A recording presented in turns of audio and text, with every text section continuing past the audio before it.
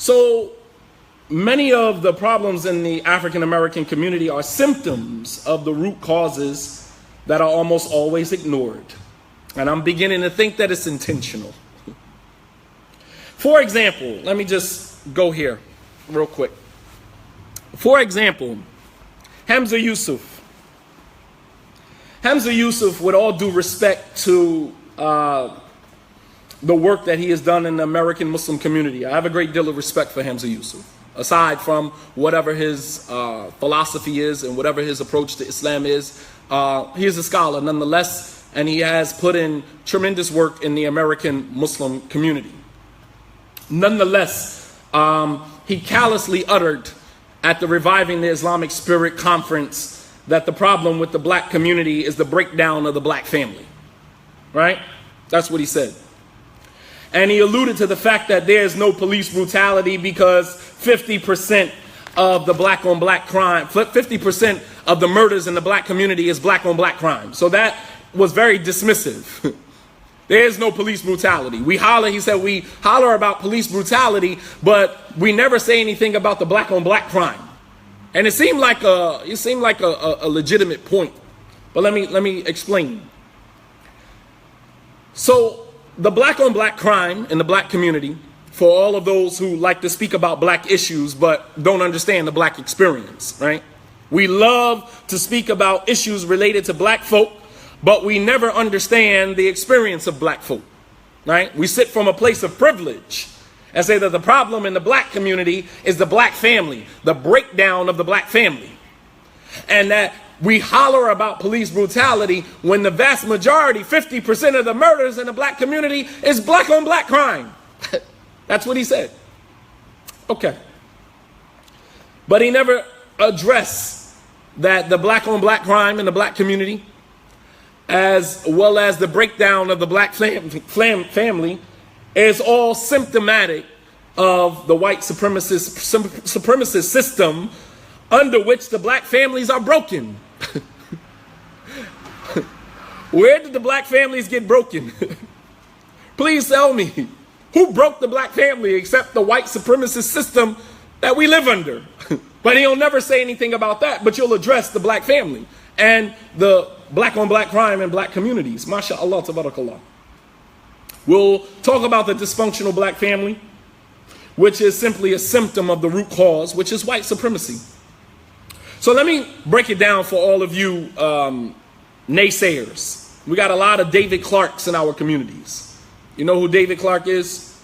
David Clark is the Milwaukee sheriff who said that Donald Trump doesn't have a racist bone in his body and that there is no such thing as police brutality. We got a lot of David Clarks in our community amongst African American Muslims. MashaAllah, tabarakallah. So let me tell you why there's black on black crime in the black community. Let me tell you why the black family is broken down. Let me explain that to you as an African American. The prison industrial complex, right? The machine, right? The machine. They just built a $35 million prison in Philadelphia, in the city of Philadelphia. Instead of taking that same $35 million and building a facility for young inner city kids where they could have somewhere to go after school, right? But you'll take $35 million and go build a prison. So the prison industrial complex, the biggest contributor to the breakdown of the black family, which Hamza Yusuf would never address. No, he just addressed the black family, the dysfunctional black family, right? The Salafis never addressed these issues either. As I said, they're apolitical and antisocial. They don't deal with no social issues. They don't deal with no political issues. Tawheed, Tawheed, Tawheed, Tawheed, Tawheed, all day, every day. And to be honest with you, the matters of Tawheed that they are talking about, they themselves don't even understand. They themselves don't even practice. They're just regurgitating what they're reading out of a book. The thing about it is that when you close the book and explain it to me. Because if you can't explain something, then guess what? You don't understand it. Don't close the book. Don't tell me what the sheikh, and the sheikh is saying here, and what the sheikh is saying here, and the sheikh said here. That's your whole MO. Close the book and tell me, what did Allah say? What did the messenger say? What is the issue? Because if you can't explain it, then you don't understand it. And many of them don't even understand the majority of the issues that they talk about. Nonetheless, we never address the prison industrial complex. Right? Even though many in the Salafi communities hail from the prison cells of America. Go figure. Think about that.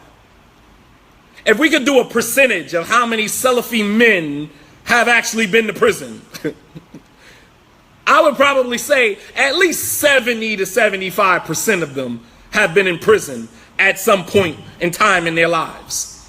Because that's actually the direct link. The direct link. Many of them graduate from the university and they become chaplains in the prison, right? Scared to take the thobe off, scared to go out into the workforce and work for a living, but you would rather go brainwash innocent prisoners, right? Who still trying to figure it all out in prison, right? You go brainwash them, right? So that as soon as they come home, they come right into so you have a Salafi community, a prison to Salafi community pipeline. You follow me? Understand the blueprint. They come straight from prison right into the Salafi community. So you have a direct link from the prison all the way to the Salafi community. And unfortunately, from the prison to the Salafi community pipeline leads to the women in the community because you're the one that's marrying them. You marrying them even before they come home from prison. Yeah. Tell me I'm lying. Tell me I'm lying. I mean, I'm just stating facts here. Don't hate me for giving you the message. I'm just stating the facts here. There's a prison to Salafi community pipeline. And that pipeline leads directly to the sisters, our daughters, our mothers, our sisters in the community. Because they're not going to an Indo-Pak masjid to marry none of their daughters, their sisters. They're not going to any Arab communities to marry their daughters and their sisters. They're not going to the Albanian community to marry their daughters and their sisters. They're not going to the Yemeni community to marry their daughters and their sisters. Where they coming to marry the daughters and sisters of African Americans. We got to deal with that. Right? But we don't say nothing about that. You write an article about the Nation of Islam, but you don't say anything about the African American Salafis who are going in and out of the prison system. Many of them engage in homosexual behaviors while they're in prison, and then come home and engage in those behaviors with our daughters and our wives and our sisters and our daughters. Anal sex to the end of it. You come home from prison, we marry you to one of our daughters, and you have an anal sex with our daughters, with our sisters. This is not prison. This is what's going on, man. But we don't say nothing about that. All right? Many Salafis hail from the prison cells of prisons around America, and we say nothing about it. African Americans, if you didn't know, we only make up 13% of the American population. Did you know that? We're actually a minority. African Americans make up how much? 13% of the American population. You know how much percentage we make up of the prison population? 60 to 70% of the inmates in prison are African American. How?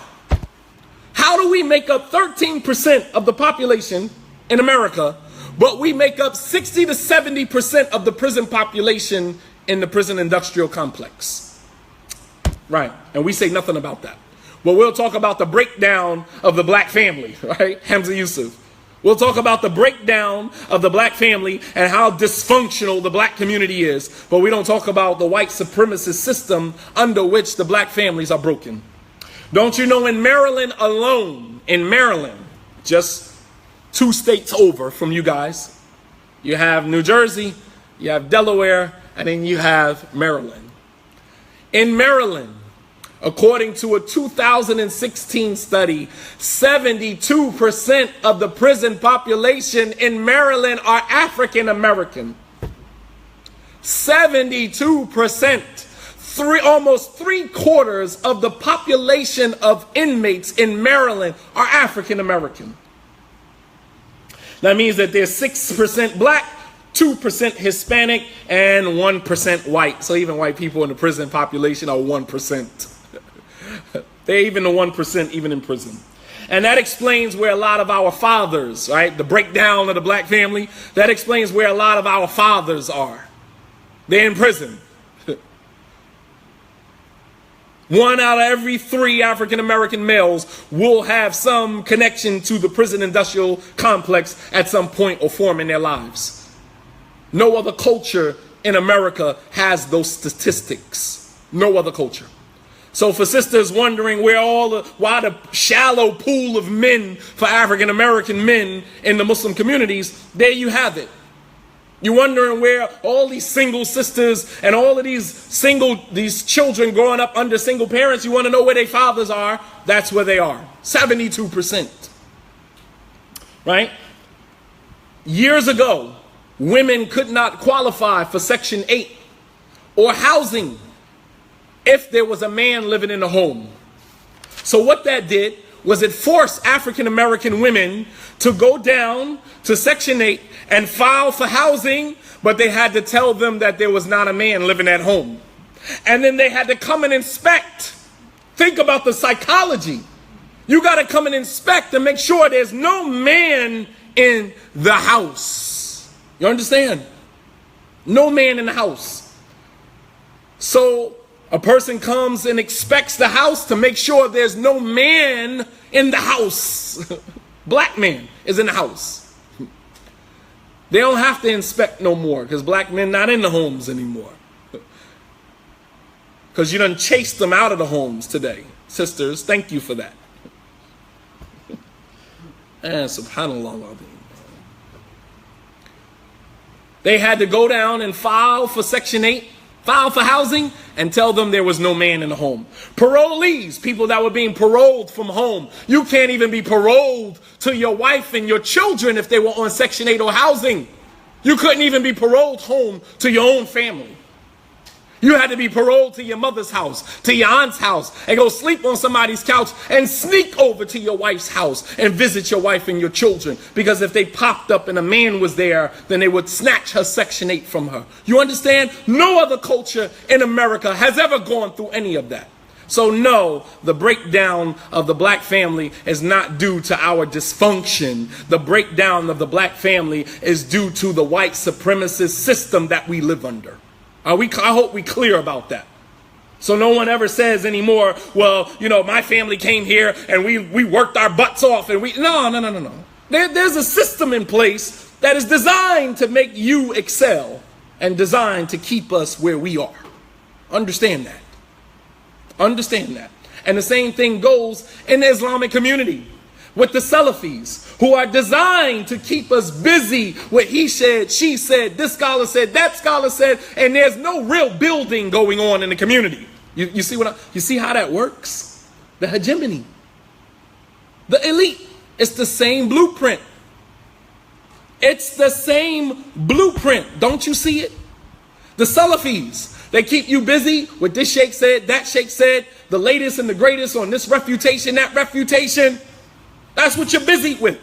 20 years have gone by and we're still busy with refutations. No building. None of our children are Hafiz Quran. We lost 2 generations of our children. The generation that were children when I first became Muslim in 1997, those who were 12, 13, 14, 15 years old, who are now in their early 30s. We lost that generation, and many of them have children right now, and we lost that generation as well, because many of them are not even practicing Muslims. Understand, we lost 2 generations of our children to this he said, she said, qila wa qal, this sheikh said, that sheikh said, this one is on it, that one is off it. We lost 2 generations. 20 years have gone by. And we still, Master Rahma, still sitting on the same corner. West Kenny, you still sitting on the same corner on top of the chicken shack. 20 years. And you still sitting in the same place. Not a pot to piss in the window to throw it out of. Go figure. This is by design, man. This not consequence. It's not coincidental. This is by grand design to keep you Negroes where you are while everybody else continues to, to grow and flourish. Understand? If you weren't clear about their agenda before, you clear about it today. Be clear. Stay woke.